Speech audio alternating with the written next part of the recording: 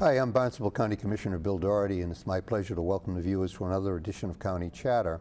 County Chatter is a program that's intended to give the folks that are here, both the ones that are here year-round and the ones that visit, some sense of some of the regional programs and activities here on Cape Cod. With me today is Lee Manello. And Lee, let's see, I know that you're on the Hoarding Task Force, but perhaps you could tell folks exactly what your title is. Absolutely. So my name is Lee Manillo, and I work for the Barnstable County Department of Health and Environment. I'm also the chair of the Cape Cod Hoarding Task Force, which is a task force that came together in 2010. We're a group of professionals that range from police, fire, health departments to animal control officers, mental health professionals, senior move specialists, elder care professionals, and a variety of private businesses to come together to address the issue of compulsive hoarding. Now, when did you start for us?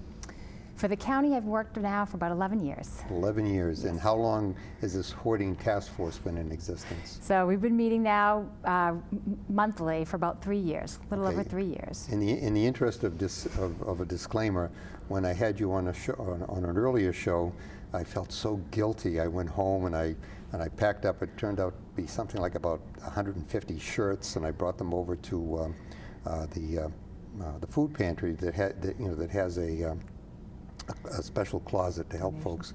And I went back and I found sports jackets and suits and so forth that, although I used to be in the corporate world and traveled a lot, it turned out that it had been several years since I really needed that, those kind of clothes. And I would say that it was a very cleansing feeling.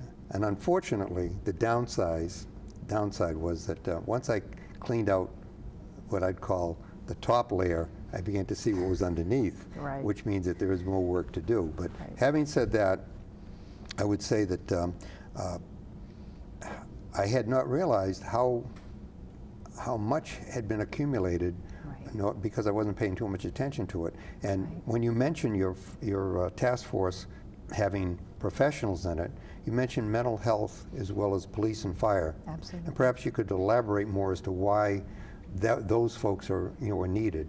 Absolutely. So we are one of about 80 task force nationwide. And what studies have found, and some of the leading experts here in Massachusetts have found, is that coming together to address compulsive hoarding, which is a mental health disorder, is much easier. The best approach is to take a multi-agency approach. So oftentimes, coming from the health department standpoint, we would get involved, we would hear of a complaint, someone would have a complaint or a concern about a neighbor or a family member, and the health department would get involved, and we would go in there in a regulatory capacity and send out an order letter. For nuisance conditions, housing code violations, numerous violations that you often see with compulsive hoarding, means of egress being blocked. Because you need to remember that compulsive hoarding is the excessive acquisition of materials and the inability to be able to discard any of those materials. So this is actually disorder.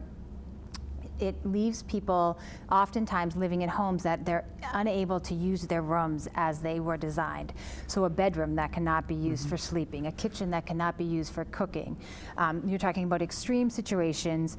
We all have overflowing closets, but we're talking about homes that are actually, and individuals who are being impaired with their daily living because of their excessive amount of materials and their inability to discard anything.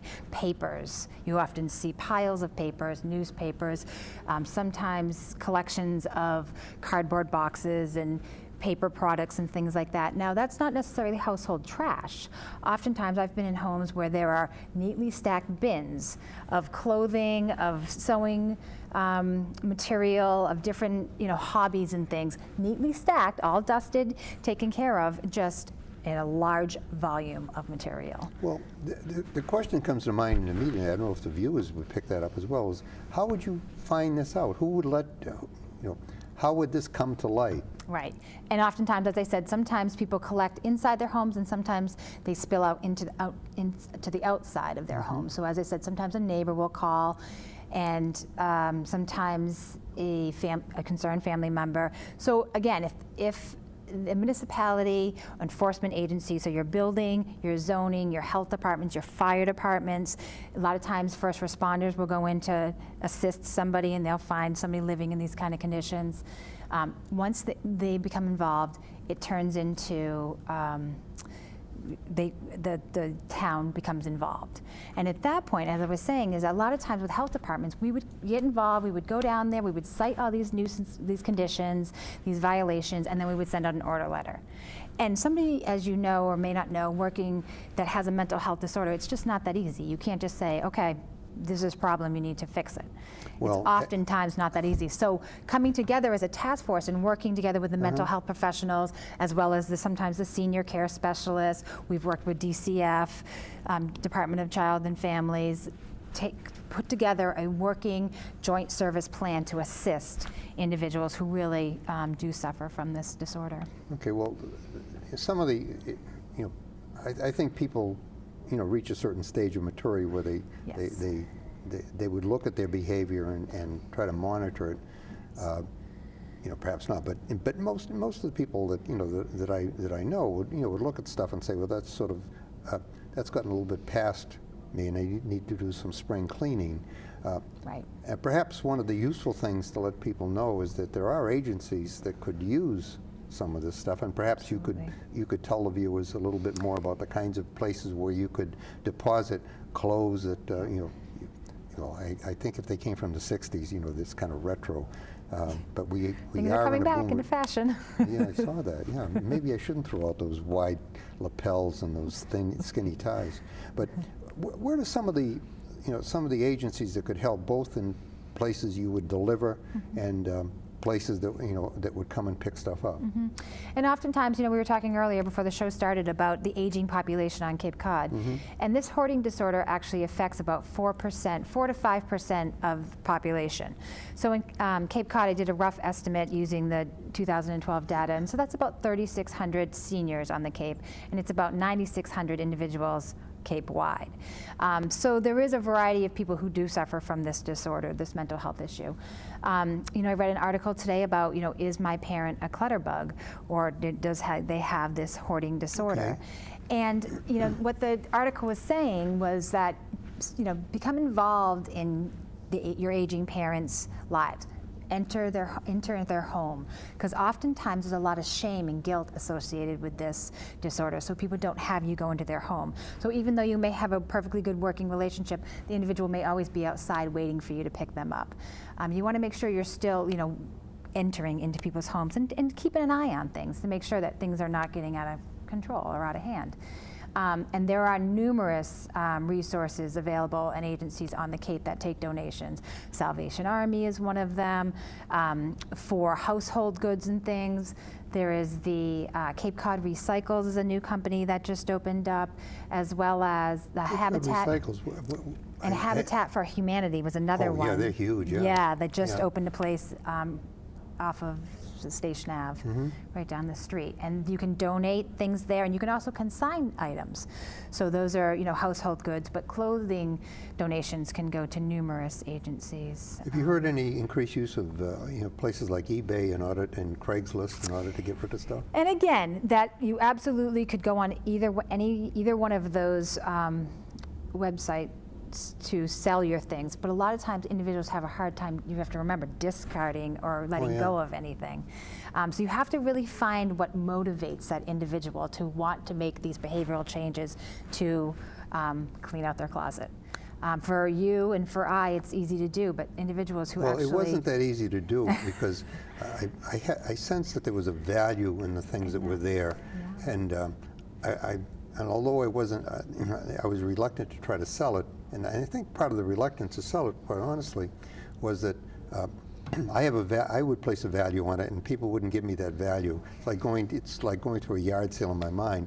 So at the same time, if I could find a place that would take it, and I did, it was the food pantry in Harwich that was looking for clothing that would set somebody up for a job interview. You said that for professionals. And because of the clothing that that I had accumulated was pretty much suits and very conservative sports jackets.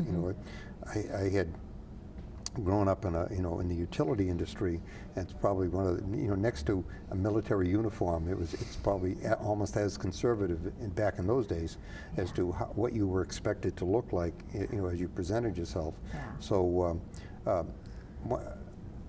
so I was able to feel comfortable in doing that, and I would just posit that perhaps that's a strategy to use for people that are uncomfortable in selling and saying, well, this is worth so much, and sort of haggling over it. Right. But would be willing to identify something if they had that sense. Well, if you give it and somebody can use it, Someone's going to then use that it. that would be a That's good right. thing. And when you're talking to people about their reasons for hoarding, when it might be marginal with regard to being a let's say an obsessive compulsive behavior that is essentially controlling the behavior, that it might be sort of a marginal thing about. What do you say to yourself about these things? So the hoarding disorder is an actual childhood disorder, but it's oftentimes you do not see it, or people do not seek treatment well into their adult years, so 50 plus years. And at that point, it's because they've been able to accumulate so much material, they're at critical mass. So their lifestyle is being affected by the volume of material they have in their home or in their life. Mm-hmm. So symptoms would be, as I said, they have attachments to items that others may not see any value to. Oftentimes individuals have more of a relationship with their material things than they do with other human beings, with other family members. So they tend to isolate themselves. They tend to live alone. Divorce rates very high. Well, remember the aging population that we have. People find themselves alone for other reasons. And then there's the sentimental reasons. I mean, people save for all the same things. So instrumental, my grandmother's teacup is a perfectly good teacup that I could use. Sentimental, this was my granny's teacup that I don't want to get rid of. And then intrinsic, this is the most beautiful teacup I've ever seen. I mean, they save for the same reasons that you and I do. It's just that inability to say, well, I have 150 other teacups. I probably don't need them all. But you're right. Oftentimes, hoarding disorder would be triggered by a loss of a loved one or a tragedy in their life, and that will bring on the onsets of symptoms. Because really, the collecting of items is really only a symptom of this disorder. Sometimes it's hereditary. There may be another family member in your life that was suffered with compulsive hoarding, and. Well, my story was when I was a kid, I used to collect science fiction magazines, and I had complete collections of astounding stories, amazing stories, thrilling wonder stories, and I had them all arranged very neatly down in the basement, and of the house we were living in Cambridge. And my father said, "The fire marshal was here, and you got to get rid of them. It's all pulp paper." Right? Yeah. And so I got rid of them, and of course. And a lot of times, too, with the aging population, they may have lived through, World War II or been in World War II after the Great Depression, and they remember holding on to everything because they didn't have a lot of things. Well, so they see a use for everything. And then that, again, it's just that inability to say, well, I don't need, 12 of them. I may only need to keep one. There's an anecdote that goes with that. About 30 years later, maybe longer than that, I took my father with me. I was on a trip to Albany. It was a day trip, but so I said I wanted the company for the ride, so we went up and had a nice lunch. And he was saying to me, I was just reading an article. This is what he was saying to me about how first editions of old magazines are really getting a big price. Yeah. So then he says to me, "Didn't you used to collect magazines?" Gnashing of teeth. So, Yes. but in any case, there was a lesson that what I viewed as being useful and important is not necessarily viewed that way by somebody else, and as well organized as it was, and believe me, it was. Yeah. I mean, that's what, your romantic recollection of how you lived your life always improves over age. Yeah. There is a distinct difference between people who collect for a reason because it's a hobby, as opposed to people, and I think you made that distinction very clear, But you also brought up something that I think can't be emphasized enough, and that is when your children come to visit, there should be some aggressiveness in their wanting to come into the house to see what's going on. And not even necessarily aggressiveness, but you should be trying to make a point to enter into your parents' homes to see what's going on in the home, because as people age, decision making becomes harder. It just does. So you know how easy it is to collect mail, junk mail that comes. If you weren't sorting through that and discarding that daily, think about how easily that could accumulate and how quickly that could take over your dining room table. Well, I have a dining room table that I decided that the only way I can deal with the newspapers, and we were getting 3, now it's down to 2. And I haven't suspended the New York Times, but I've what do you call it? Put it on abeyance for a couple of months, to show I can live without it. But I have a bucket, and when the bucket gets filled, I take it down to the car, and then the next time I go to the dump, I say, AKA the transfer station, I take it with me and upend it, and then I've made a point, and I think, and I recommend this to people. We keep a trash bag in our cars so we don't have stuff that gets on the floor and so forth. And I've started to do that, and when that gets filled up, I take it away. And I found that that was a big help, especially on the enormous amount of junk mail that we still get. With email and everything else, we still get enormous piles and piles of Publishers Clearinghouse must have killed millions of trees to send the stuff that they send to us. You also have individuals who may have lost a spouse or significant other who was always the one that took care of the bills. So you may have an individual who's not used to paying the bills and doesn't know what paperwork is important and what they need, what they need to keep and how long they need to keep it. So that stuff can accumulate. Is there some help for people? Because I think that's an important point. I don't know if the Council on Aging's have programs where somebody took care of all of this for you. How do you learn how to do that at a new stage in your life? I remember that I was forced into doing it because I complained once about the way my wife was paying the bills, and she said, if you don't like it, and I should have known better because my grandfather always did the dishes, and I asked him once, I said, why do you always do the dishes? He said, because I complained to your grandmother once about doing it, and she never did another dish. So I should have known better. You should have remembered that. So I was paying and have been paying the bills. But there are services available at your local Council on Aging, as well as Elder Services. Cape and Islands, they hold classes. Now this doesn't. Individuals. I think a lot of times people associate hoarding with keeping more than 1 or 2 animals. Now at one point, we had 2 dogs and a cat and so forth, but we were up and about and able to deal with it.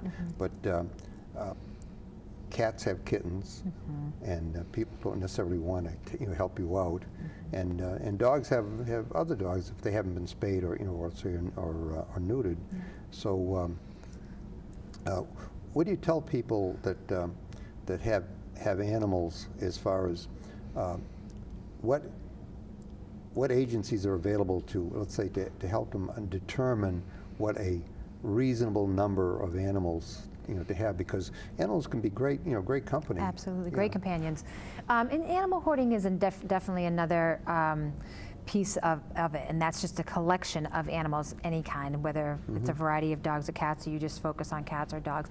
But essentially, that individual feels that they can take care of that animal better than anyone else.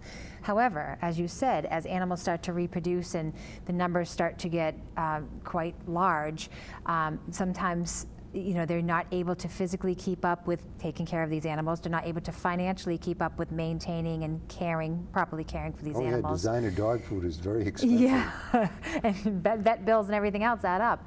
So, you do want to make sure that the animals that you have do not exceed your living space that you have, and do not exceed the financial support that you can give them, the money that you're able to contribute to their care. I think people should realize that a visit to the vets just for a regular checkup is between $150 and $200. Yep. And we had several animals at one time, and I used to sort of freeze up to get ready. But I do miss them,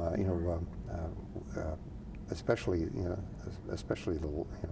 chocolate lab that we had. But anyway, that's another story. Yeah. There is that time when you mentioned that there was a tragedy or a loss in someone's life, Yes. and that person being out of their life, there is the stuff that's left behind. Right.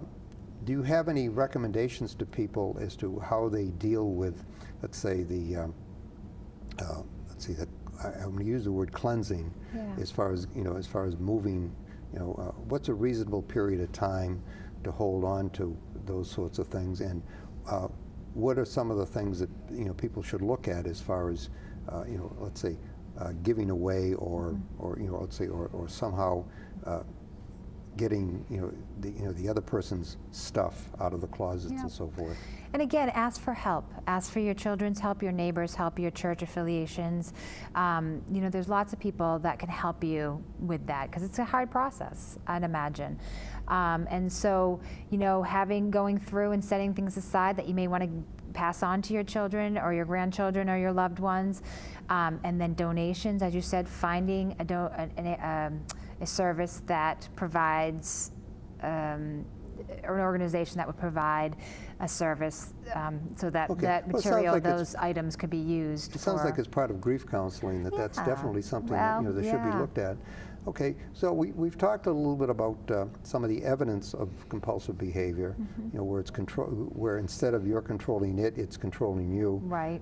We've talked about how important it is to have people in your life, especially your family and your friends, so that they are not afraid to come in to, let's say, not for an intervention perhaps, but not afraid to come in and let's say. Well, you want to be able to open your house up and welcome them, so you're keeping those social skills and abilities. Yeah, I think that one of the things that one of my I think it was my daughter-in-law said, that if you want to come and see me, the door's open. But if you want to come and see my house, make an appointment. So I thought that was pretty good, as far as, because I think there's that fear. Is the house really in, let's say, presentable shape to have company. But I think it's important for people to have that attitude about you can come see me anytime. Right. But as far as the house goes, well, if you're not here to help me clean it, that's another issue. And so I would tell you that the Cape Cod Hoarding Task Force has held 3 very successful events this year. Are there any planned for the near future? We held 2 educational accredited trainings for professionals, and then 1 community event that we held to open up for professionals, but as well as individuals and their family members who were affected by hoarding. And we actually had a group come down from Western Mass and talk about who were hoarders themselves or suffered with hoarding disorder, and talked about the therapy and the support group that they had put together and were working on to help with their changing behavioral patterns and things like that. And so from that community event, we were actually able to put together a local support group. So we have about 9 or 10 individuals meeting regularly right down the street at the Dennis COA, and it's been very successful, and people have been doing really well with that. And we're hoping to continue to offer these support groups. If somebody wanted to get a hold of that group, how would they do that? So we could go to our hoarding website, which is www.hoardingcapecod.org. That's it? Hoarding Cape Cod? .org, yeah, and we have a variety of local resources available there. You asked me earlier about different organizations and companies that people could donate to. We have a list of resources on that website. They can also contact me directly at the County Health Department at 508-375-6620. 6620, okay. So And, they and we are can talk to keeping you a waiting directly. list, and we are starting a waiting list waiting for the list. next support group that, as I said, has been very successful and very helpful to these individuals who become Well, the COA is at the corner of, let's see, 28 and 134. So that's actually just around the corner from our studio, and that's essentially on the edge of the Mid Cape. I guess there would be a prospect to have one in Barnstable. I'll be going to the Human Service Advisory, not the Human Service Advisory, the Human Service Needs Committee in the town of Barnstable next Tuesday. And I think I'll bring that up. Yeah. That that's certainly something that that folks should know about, because it is a human need. Yeah. But the people that are out there. There's something you used to call it mission creep, but I guess it's just just overall creep, in that although it isn't constant vigilance, it does require some effort to to stay on top of Yes. things as they go on. Yeah. And this is a disorder that you absolutely can't cure, but you can maintain, and that's really what it comes down to. Well, in looking at addictive behavior in general, I think what I've seen is that the 12-step process for alcoholism essentially replaces the addiction to alcohol to the addiction to going to meetings about about your addiction, and the latter part is very successful because you're engaging in supportive behavior, or let's say you're engaging in positive behavior that that is supported because there are other people that that are there that face the same issues. That's right. And indeed, I would suspect that the support group that you have are people that have been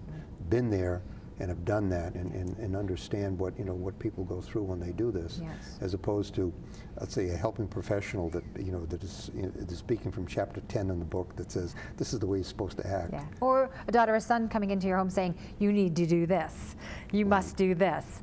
It helps. I often wondered as to when that threshold is passed that your children become, assume that they're supposed to become your parent. Yeah. And I've seen that a little bit, over time. But it must be when they reach that magic age of about 50 that they must figure that that's the time when they can start asserting themselves. Yeah. And I think that's what you want to remember too, is if you have somebody, a family member or a friend who is affected with this disorder, is that when you enter into their home, you want to be respectful of their items, because this isn't just junk to them. These are their materials that mean something to them. So you want to be respectful when you're in someone's home, and you want to be supportive and say, how can I help you?